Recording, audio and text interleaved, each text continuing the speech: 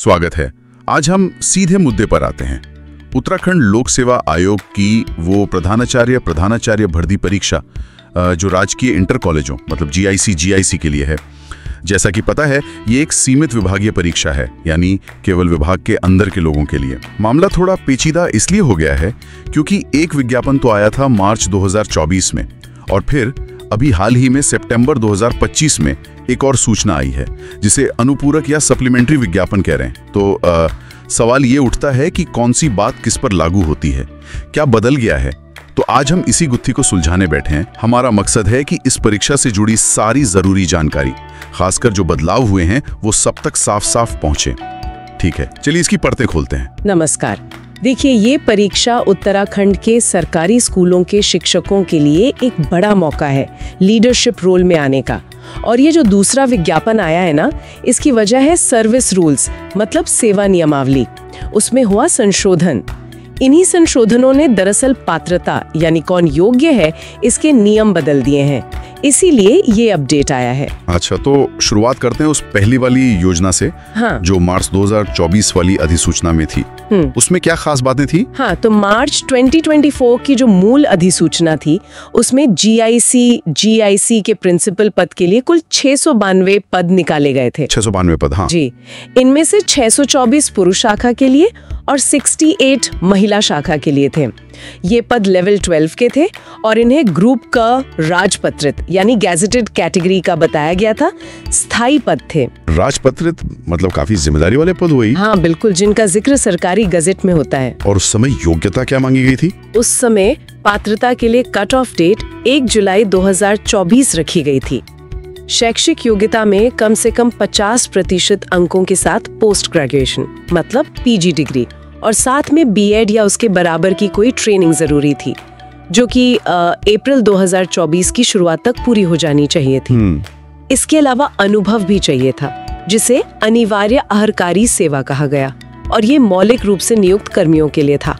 मौलिक सेवा मतलब रेगुलर अपॉइंटमेंट, परमानेंट वाले? हाँ बिल्कुल, पक्की या रेगुलर नियुक्ति, एडहॉक या अस्थायी नहीं। इसके 3 रास्ते थे उस समय। पहला, राजकीय हायर सेकेंडरी स्कूल के हेडमास्टर या हेडमिस्ट्रेस के तौर पर 2 साल का लगातार संतोषजनक अनुभव। दूसरा, जीआईसी या जीआईसी में लेक्चरर यानी प्रवक्ता के तौर पर 10 साल का लगातार संतोषजनक अनुभव। 10 साल लेक्चरर का? जी। कुमाऊं, उत्तराखंड की सबसे तेजी से उभरती रोजगार समाचार सेवा में आपका स्वागत है। सभी तरह की प्राइवेट और गवर्नमेंट जॉब्स के अपडेट्स पाने के लिए हमें सब्सक्राइब करें और हमारी वेबसाइट rojgarforyou.com पर विजिट करते रहें। हम सभी प्रमुख सोशल मीडिया प्लेटफॉर्म्स पर उपलब्ध हैं। या फिर तीसरा, अगर कोई एलटी मतलब सहायक अध्यापक से प्रमोट होकर लेक्चरर बना है, तो लेक्चरर के पद पर 10 साल का लगातार मौलिक अनुभव। और उम्र सीमा, एज लिमिट क्या थी? उम्र की ऊपरी सीमा 50 साल थी, जिसकी गणना 1 जुलाई 2024 को होनी थी। यानी कैंडिडेट का जन्म 2 जुलाई 1974 से पहले का नहीं होना चाहिए था। ठीक है। एक बात और साफ थी कि ये सीमित विभागीय परीक्षा एलडीई थी, मतलब सिर्फ उत्तराखंड सरकार के स्कूलों में काम करने वाले जो पात्र लोग हैं वही अप्लाई कर सकते थे। इसमें सीधी भर्ती वाला वो वर्टिकल रिजर्वेशन जैसे SC ST OBC वाला वो नहीं था। अच्छा। लेकिन हाँ, 4% हॉरिजॉन्टल रिजर्वेशन दिव्यांग जनों के लिए जरूर था। हॉरिजॉन्टल मतलब कुल सीटों के अंदर ही एडजस्ट होता है वो? हाँ बिल्कुल, अलग से सीटें नहीं जुड़ती। समझ गया। और चुनने का तरीका, सिलेक्शन प्रोसेस क्या था? प्रक्रिया 2 चरणों की थी। पहले एक लिखित परीक्षा, उसमें 2 पेपर होने थे, दोनों ऑब्जेक्टिव टाइप मतलब वस्तुनिष्ठ, और नेगेटिव मार्किंग भी थी 1/4 अंक की। इसके बाद 60 नंबर का इंटरव्यू था। कुल मिलाकर 540 अंकों का मामला था ये। मार्च अप्रैल 2024 में एप्लीकेशन लिए भी गए थे, लेकिन फिर परीक्षा टाल दी गई। और यहीं से कहानी में नया मोड़ आया। बिल्कुल। अब बात करते हैं ताजा अपडेट की, यानी सितंबर 2025 वाले अनुपूरक विज्ञापन की। क्या कुछ बदला है इसमें? यहाँ बात वाकई दिलचस्प हो जाती है। बिल्कुल, जैसा हमने कहा, परीक्षा टल गई और सर्विस रूल्स बदल गए। हाँ, उत्तराखंड राज्य शैक्षिक अध्यापन संवर्ग राजपत्रित सेवा संशोधन नियमावली 2025 आ गई। इसी वजह से ये सप्लीमेंट्री विज्ञापन आया। अब जो लोग इस नए विज्ञापन के तहत पहली बार अप्लाई कर रहे हैं उनके लिए कई चीजें बदल गई हैं। सबसे पहले तो आवेदन की तारीखें बदली होंगी। हाँ, नए आवेदकों के लिए एप्लीकेशन विंडो 22 सितंबर 2025 से 12 अक्टूबर 2025 तक खुली है। और जो कट ऑफ डेट्स थी वो भी बदल गई हैं। अब अनुभव यानी अनिवार्य अर्हकारी सेवा वो 1 जुलाई 2025 तक पूरी होनी चाहिए। 1 जुलाई 2025, ठीक। और जो शैक्षिक योग्यता है मतलब PG 50%, वो आवेदन की आखिरी तारीख यानी 12 अक्टूबर 2025 तक पूरी होनी चाहिए। हाँ, वो बीएड या समकक्ष ट्रेनिंग वाली शर्त जिसे नियम 8 योग्यता कहा जा रहा है वो अभी भी लागू है। और उम्र सीमा में भी बदला हुआ है ना? ये तो काफी अहम लग रहा है। बहुत अहम। अब अधिकतम उम्र सीमा 50 से बढ़ाकर 55 साल कर दी गई है। 55 साल? हाँ, 55 साल, जिसकी गणना 1 जुलाई 2025 को होगी। इसका मतलब है कि अब वो शिक्षक भी अप्लाई कर सकते हैं जिनका जन्म 2 जुलाई 1970 के बाद हुआ हो। 5 साल की बढ़ोतरी, ये तो काफी बड़ा बदलाव है। क्या लगता है इसके पीछे क्या सोच हो सकती है? देखिए, आधिकारिक तौर पर तो कारण नहीं बताया गया है, लेकिन अंदाजा लगाया जा सकता है। शायद सरकार ज्यादा अनुभवी शिक्षकों को भी प्रिंसिपल बनने का मौका देना चाहती है, खासकर उन लोगों को जो पहले उम्र सीमा की वजह से बाहर हो रहे थे। हो सकता है इसका संबंध उन सर्विस रूल बदलावों से भी हो जिनकी हम बात कर रहे थे। हाँ, उन बदले हुए सर्विस रूल्स ने अनुभव के दायरे को भी बढ़ाया है। सही कहा। बिल्कुल। नए नियमों के तहत 1 जुलाई 2025 तक का अनुभव देखा जाएगा और अब पात्रता के दायरे में कुछ और लोग भी आ गए हैं। पहला, हेडमास्टर, हेडमिस्ट्रेस, 2 साल अनुभव प्लस वो PG 50% और बीएड।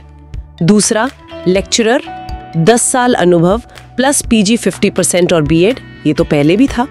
तीसरा, ऐसे लेक्चरर जिनका लेक्चरर और LT का मिलाकर कुल 15 साल का अनुभव हो प्लस PG 50% और बीएड। अच्छा, कंबाइंड 15 साल? हाँ, कंबाइंड। और चौथा, और ये सबसे महत्वपूर्ण बदलावों में से एक है, ऐसे LT मतलब सहायक अध्यापक या अध्यापिका जिन्होंने सिर्फ LT के पद पर ही 15 साल की सेवा पूरी कर ली हो प्लस PG 50% और बीएड।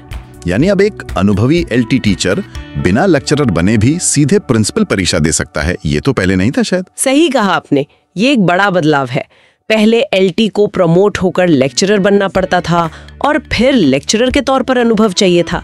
अब 15 साल के LT अनुभव वाले भी सीधे पात्र हो गए हैं, बशर्ते उनके पास PG 50% और बीएड हो।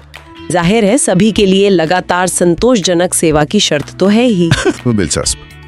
और एक नए वचन पत्र यानी अंडरटेकिंग की भी बात है। वो क्या है? कुछ नया लग रहा है। हाँ, ये भी एक नई चीज है। 28 जुलाई 2025 के एक सरकारी आदेश, शासनादेश के अनुसार इस परीक्षा के जरिए चुने जाने वाले उम्मीदवारों को एक अंडरटेकिंग देनी होगी। इसमें उन्हें लिखना होगा कि प्रिंसिपल बनने के बाद वे भविष्य में इससे ऊंचे पद या किसी खास सिलेक्शन ग्रेड या प्रोन्नत वेतनमान या दूसरे वित्तीय लाभों के लिए कोई दावा नहीं करेंगे। ये थोड़ा अजीब लगता है। इसका क्या मतलब हो सकता है? क्या इससे शिक्षकों का मनोबल मतलब कुछ असर नहीं होगा? ये वाकई सोचने वाली बात है। हो सकता है इसका मकसद ये हो कि लोग LDE के जरिए प्रिंसिपल बनने को करियर का एक तरह से अंतिम पड़ाव माने, या शायद सरकार भविष्य में प्रमोशन या वेतनमान की देनदारियों को सीमित करना चाहती हो। इसके पीछे की सटीक वजह तो साफ नहीं है, लेकिन ये जरूर है कि अप्लाई करने वालों को इस शर्त को ध्यान में रखना होगा। ये उनके करियर की प्लानिंग पर असर डाल सकता है। सही बात है।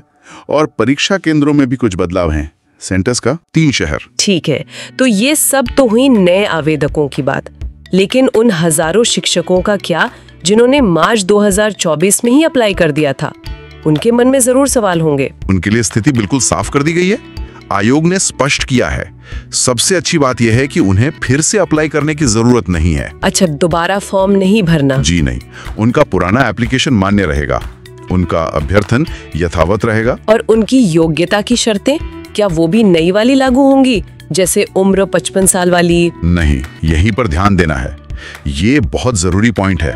जिन लोगों ने मार्च 2024 में अप्लाई किया था, उनकी पात्रता, चाहे वो उम्र हो या अनुभव, वो पुरानी कट ऑफ डेट यानी 1 जुलाई 2024 के हिसाब से ही जांची जाएगी। अच्छा। उन पर नए नियम जैसे 55 साल की उम्र सीमा या 15 साल का LT अनुभव ये सब लागू नहीं होंगे। लेकिन अगर कोई पुराना आवेदक नए नियमों के तहत पात्र हो रहा हो और उसे लगता है कि नए नियम उसके लिए बेहतर हैं, तो मान लीजिए कोई LT वाला हो जो पहले पात्र नहीं था, अब हो गया।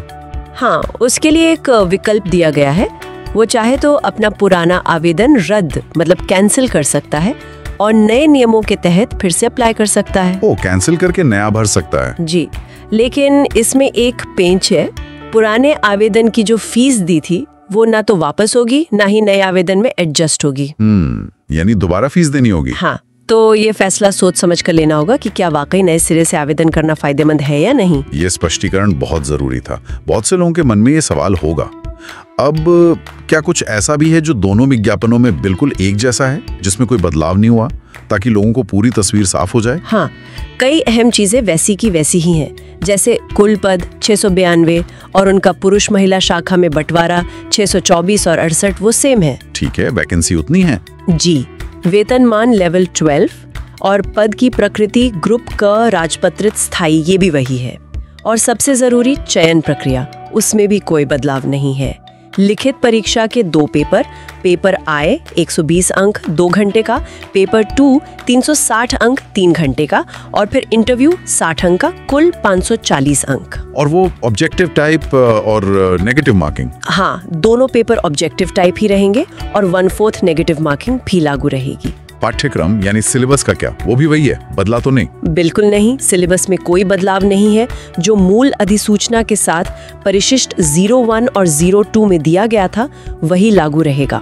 पेपर I में वही जनरल स्टडीज, भाषा है, हिंदी अंग्रेजी, सामान्य बुद्धि परीक्षण मतलब रीजनिंग, कंप्यूटर की जानकारी, उत्तराखंड राज्य संबंधी ज्ञान, ये सब।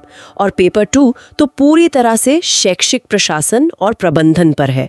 Educational leadership, administration, school management, finance, शैक्षिक नीतियां, सुपरविजन वगैरह। ठीक है। इसके अलावा दिव्यांगजनों के लिए 4% हॉरिजॉन्टल रिजर्वेशन और उनको मिलने वाली सुविधाएं जैसे श्रुत लेखक वगैरह वो भी पहले जैसी ही रहेंगी।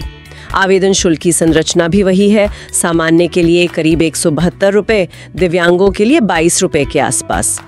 और अप्लाई करने का तरीका भी ऑनलाइन ही है। आयोग की वेबसाइटों psc.uk.gov.in या ukpsc.net के जरिए। चलिए, ये अच्छी बात है कि सब कुछ नहीं बदला है, स्थिरता भी है कुछ चीजों में। अब चाहे कोई पुराना आवेदक हो या नया, कुछ बातें हैं जो सबके लिए ध्यान में रखनी जरूरी हैं। एक क्विक रिमाइंडर दे सकती हैं? महत्वपूर्ण बिंदु। जरूर, कुछ जरूरी बातें जो सभी आवेदकों को ध्यान रखनी चाहिए। पहला, पात्रता ठीक से जांच लें। अप्लाई करने से पहले पक्का कर लें कि आप योग्य हैं या नहीं। अपनी कट ऑफ डेट जरूर देख लें। हाँ, ये बहुत जरूरी है। पुराने वाले 2024 की डेट देखें, नए वाले 2025 की। बिल्कुल। और शैक्षिक योग्यता की शर्तें भी ध्यान से देख लें। दूसरा, फॉर्म ध्यान से भरें। ऑनलाइन फॉर्म भरते समय कोई गलती ना करें। नए आवेदकों के लिए 18 से 27 अक्टूबर 2025 तक फॉर्म एडिट करने का मौका भी मिलेगा। ये अच्छी बात है। हाँ, करेक्शन विंडो है। तीसरा, सिर्फ एक आवेदन, एक पद के लिए एक ही बार अप्लाई करें।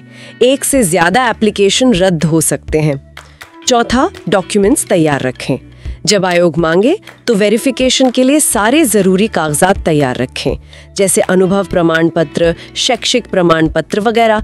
इसकी एक चेकलिस्ट मूल विज्ञापन के परिशिष्ट 10 में दी गई है। ठीक है, वो लिस्ट देखनी होगी। पांचवा, ईमानदारी बरतें। कोई भी गलत जानकारी या फर्जी दस्तावेज देने पर आयोग सख्त कार्रवाई कर सकता है, 5 साल तक के लिए प्रतिबंधित कर सकता है और कानूनी कार्रवाई भी हो सकती है। और आखिरी, छठा, संपर्क जानकारी सही दें। अपना मोबाइल नंबर और ईमेल आईडी सही लिखें और चालू रखें। आयोग सारी सूचनाएं इन्हीं पर भेजेगा। एडमिट कार्ड भी ऑनलाइन ही आएंगे, डाक से नहीं। बहुत बढ़िया, ये सारे पॉइंट्स बहुत जरूरी हैं। तो कुल मिलाकर लबोलुबाब ये है कि उत्तराखंड में GIC प्रिंसिपल बनने का LDE वाला रास्ता फिर से खुल गया है। सबसे बड़ी कहानी बदली हुई पात्रता शर्तों की है, खासकर नए आवेदकों के लिए बढ़ी हुई उम्र सीमा और अनुभव के नए नियम, जैसे वो 15 साल वाले LT को मौका मिलना। हर आवेदक को ये समझना होगा कि उस पर मार्च 2024 वाले नियम लागू होते हैं या सितंबर 2025 वाले। ये क्लैरिटी बहुत जरूरी है। बिल्कुल। और ये बदलाव, जैसा आपने कहा, कुछ गहरे सवाल भी खड़े करते हैं, जैसे पात्रता का दायरा बढ़ाना, खासकर अनुभवी एलटी शिक्षकों को सीधे शामिल करने, और साथ ही वो अंडरटेकिंग जिसमें भविष्य के दावों को छोड़ने की बात है, इन सब का उत्तराखंड के शिक्षा विभाग में शिक्षकों के करियर ग्रोथ और मोटिवेशन पर लंबे समय में क्या असर पड़ेगा, ये सोचने वाली बात है। हाँ, ये सोचने वाली बात है। क्या ये कदम अनुभवी शिक्षकों को लीडरशिप में लाने का एक प्रैक्टिकल तरीका है, या फिर ये प्रमोशन के जो स्थापित रास्ते हैं उनको कहीं ना कहीं बाईपास करने जैसा है? और वो अंडरटेकिंग वाली शर्त, क्या ये प्रतिभाशाली लोगों को प्रिंसिपल बनने से हतोत्साहित कर सकती है कि आगे कोई ग्रोथ नहीं दिखेगी तो क्यों अप्लाई करें? यही सवाल है जिन पर विचार करने की जरूरत है। ये सिर्फ एक परीक्षा की अधिसूचना नहीं है, ये दिखाता है कि राज्य अपने स्कूलों के लिए लीडरशिप कैसे तैयार करना चाहता है भविष्य में। श्रोताओं को सोचना चाहिए कि ये बदलाव उनके अपने करियर के लिए और राज्य की पूरी शिक्षा व्यवस्था के लिए क्या मायने रखते हैं। वाकई सोचने के लिए एक अहम नुक्ता छोड़ा आपने। इसी के साथ आज की हमारी ये गहरी पड़ताल यहीं समाप्त होती है। उम्मीद है इस बातचीत से उत्तराखंड प्रधानाचार्य परीक्षा से जुड़े सारे भ्रम दूर हुए होंगे और आपको पूरी तस्वीर साफ हो गई होगी। हमारे साथ जुड़ने के लिए धन्यवाद। हम आपको सूचित करना चाहते हैं कि इस समय हम कोई प्लेसमेंट एजेंसी नहीं हैं। हमारा कार्य केवल नौकरी संबंधी जानकारी उपलब्ध कराना है, विशेष रूप से उत्तराखंड की नौकरियों और कभी-कभी अन्य सरकारी रिक्तियों की जानकारी। किसी भी पद के लिए आवेदन करना नौकरी तलाशने वाले को स्वयं करना होगा। हमें खेद है कि हम अभी फोन पर किसी भी रिक्ति से संबंधित जानकारी उपलब्ध नहीं करा सकते। भविष्य में यदि हमारी ऐसी कोई योजना होती है तो हम आपको अवश्य सूचित करेंगे।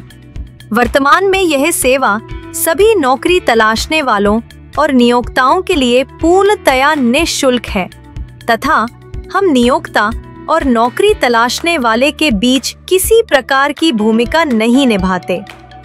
हमारी कोशिश रहती है कि नियोक्ताओं द्वारा प्रदान की गई सभी सूचनाएं बिना किसी परिवर्तन और छुपाए सीधे आप तक पहुंचे। यदि आपको हमारा यह प्रयास समाज सेवा के रूप में पसंद आता है तो कृपया अपने मित्रों और जरूरतमंदों को हमसे जुड़ने के लिए आमंत्रित करें और इस मिशन में योगदान दें, ताकि हम जरूरतमंदों को रोजगार और नियोक्ताओं को योग्य व कुशल व्यक्ति उपलब्ध कराने में सहायक बन सकें।